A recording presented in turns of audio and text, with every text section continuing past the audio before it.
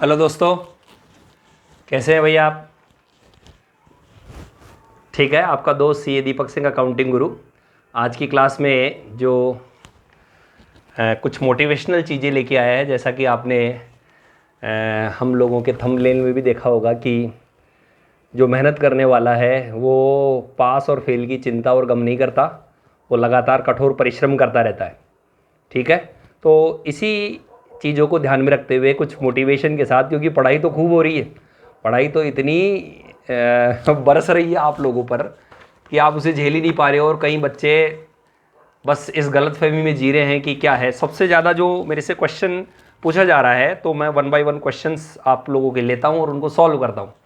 तो सबसे पहले मैं बता दूं कि यदि आप डेली एमसीक्यू करना चाहते हो तो मेरा एक टेलीग्राम चैनल है, वो आप ज्वाइन कर सकते हो। और इस टेलीग्राम चैनल का जो लिंक है वो डिस्क्रिप्शन में दिया हुआ है, आप उस पर क्लिक करके सीधा मेरा टेलीग्राम जो चैनल है वो ज्वाइन कर सकते हो डेली एमसीक्यूज़ के लिए। और दूसरा, यदि आप कंप्लीट कोर्स मेरा खरीदना चाहते हो तो पाठशाला क्लासेस जयपुर के नाम से ऐप है, उसको आप डाउनलोड कर सकते हो। उसका भी लिंक मैंने डिस्क्रिप्शन में नीचे दिया हुआ है, आप देख लेना।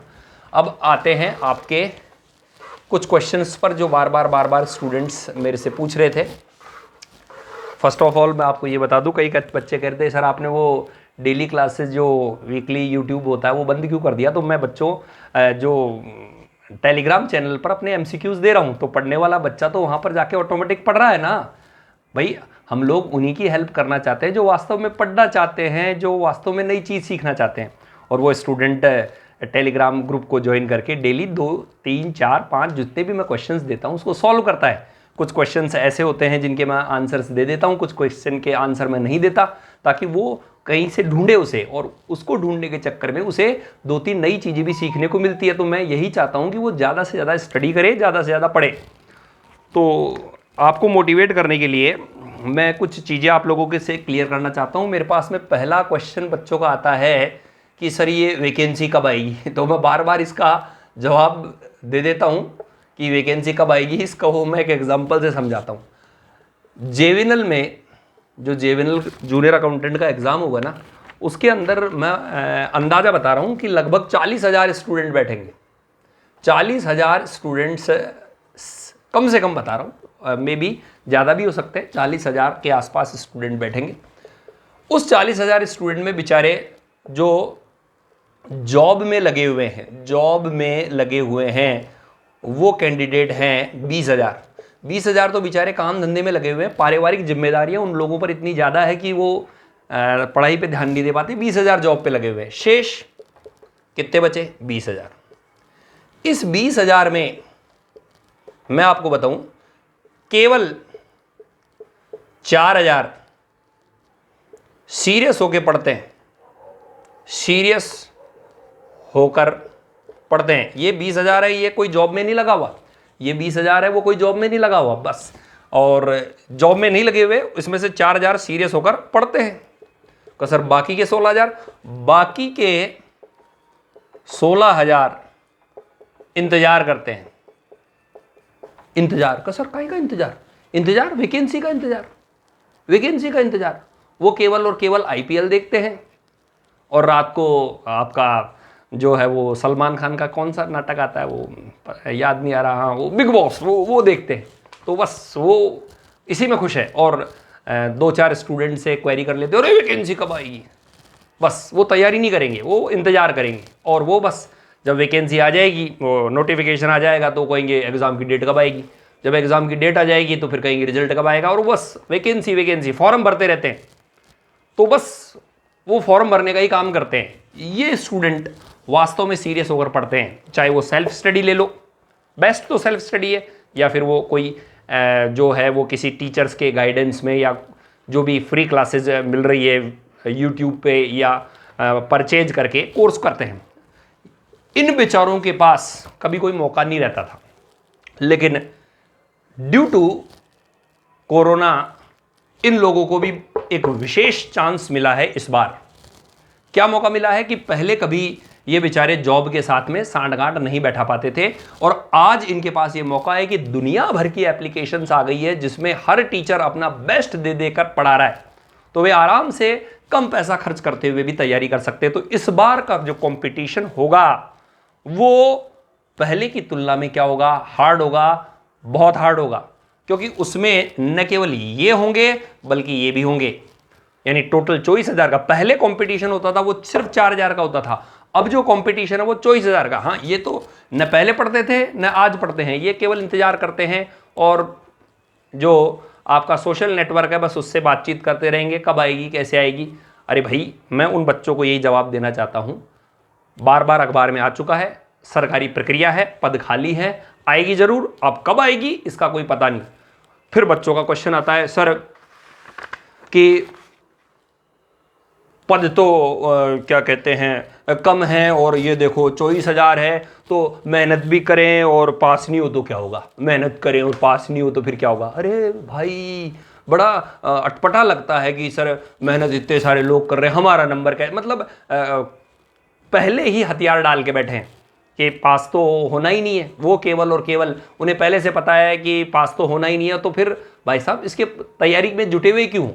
भाई हर एक आदमी ये सोचने लग जाए कि मैं तो पास होऊंगा ही नहीं, तो फिर तैयारी कौन करेगा। ध्यान रखना, वही जीतता है जो मानसिक रूप से मजबूत होता है।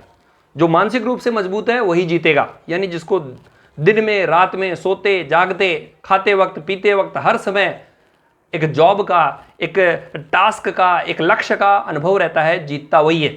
वह नहीं जीतता जिसने पहले हथियार डाल दिए। तो सर मेहनत करने के बाद भी कई बार 2 नंबर 3 नंबर से रह जाते हैं। तो मुझे आप ये बताइए कि की गई मेहनत कभी बेकार जाती है क्या? की गई मेहनत कभी बेकार जाती है क्या? किया गया कर्म कभी बेकार नहीं जाता। आप यदि किसी की भलाई कर रहे हो, रिटर्न होके भलाई आएगी। कि सर नहीं, ऐसा नहीं होता। अरे भाई, कैसे नहीं होता? तुम लोग लुकास पेसियोली के चेले हो। डबल एंट्री सिस्टम के जनक लुकास पेसियोली, दोहरा लेखा प्रणाली के जनक। वो कहता है डेबिट क्रेडिट। तुम लोग दोहरा लेखा प्रणाली की बात कर रहे हो कि हर डेबिट का क्रेडिट होता है। यदि आपने डेबिट किया तो क्रेडिट होगा, तो की गई मेहनत बेकार नहीं जाती। हो सकता है जिस लक्ष्य विशेष के लिए आपने मेहनत की हो वहां ये काम नहीं आए, लेकिन अन्य जगह वह डेफिनेटली काम आएगी। की गई मेहनत कभी भी बेकार नहीं जाती। ये मानसिक रूप से आपको मजबूत बनाती है और कहीं ना कहीं ये मेहनत आपके जरूर काम आती है। इस कारण जो बरगलाने वाले लोग हैं, अरे यार इतने सारे लोग मेहनत कर रहे हैं, हमारा नंबर कहाँ से आएगा, उनसे आप दूर रहिए। पॉजिटिव लोगों के संपर्क में आइए। सिर्फ पॉजिटिव, जो कि पॉजिटिव बातें करते हो, सकारात्मक बातें करते हो। Important thing. नेक्स्ट जो चीज है कि जो स्टूडेंट तैयारी कर रहे हैं, मैं उनको बार बार यही कहूँगा कि जो कोर्सेज वगैरह आप लोगों ने खरीदे हैं, उनको खुद अपने हाथ से जो क्लासेस ले रहे हैं वो अपने हाथ से उन्हें प्लीज़ नोट करें। ज़्यादातर बच्चों की एक डिमांड होती है कि सर जो नोट्स पन्ना हाय पन्ना कहीं से मिल जाए, जोधपुर के नोट्स, उदयपुर के नोट्स, हाँ पाली के नोट्स। अरे नोट्स, ये बड़ी चिंता की बात है ये नोट्स। अरे भाई, जो भी सफल आदमी है आप उनसे पूछो। ये नोट्स नाम की चीज है, ये आधे बच्चों में कंफ्यूजन पैदा कर रखा है। नोट्स केवल वही काम के होते हैं जो आपने खुद ने बनाए हैं। आप दूसरों के नोट से खुद की सफलता तय नहीं कर सकते। यदि ऐसा होता तो मुकेश अंबानी ने जो जो कर्म किए हैं वो का वो उसका भाई अनिल अंबानी करके वैसा का वैसा अमीर बन जाए। भाई जो जो काम मुकेश अंबानी करता है वो का वो काम अनिल अंबानी भी करे और वैसा का वैसा अमीर बन जाए। भाई उसमें दिक्कत क्या है? आप भी देख लो मुकेश अंबानी क्या क्या काम कर रहा था, धीरू भाई अंबानी ने क्या क्या काम किया, वो काम आप कर लो और वैसे के वैसे अमीर बन जाओ।